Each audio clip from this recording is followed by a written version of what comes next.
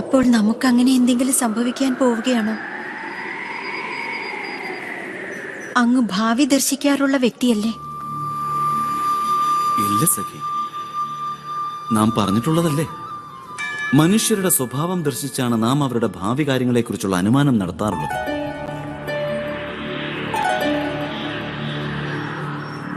അതെ, പാണ്ഡവരുടെ വിജയം ദർശിച്ച ധൃതരാഷ്ട്രപുത്രൻ തീർച്ചയായും എന്തെങ്കിലും ദ്രോഹം പ്രവർത്തിക്കുക തന്നെ ചെയ്യും. അത്തരം സന്ദർഭത്തിൽ നീ ഏറ്റവും അമൂല്യമായി കരുതുന്ന കാര്യമെന്തോ അതിനെ തീർച്ചയായും സംരക്ഷിക്കുകയാണെങ്കിൽ ആ ദുഃഖത്തിൽ നിന്നും ഭാവിയിലെ സുഖത്തിലേക്കുള്ള മാർഗം നിനക്ക് നിശ്ചയമായും പ്രാപ്തമാകുമല്ലോ.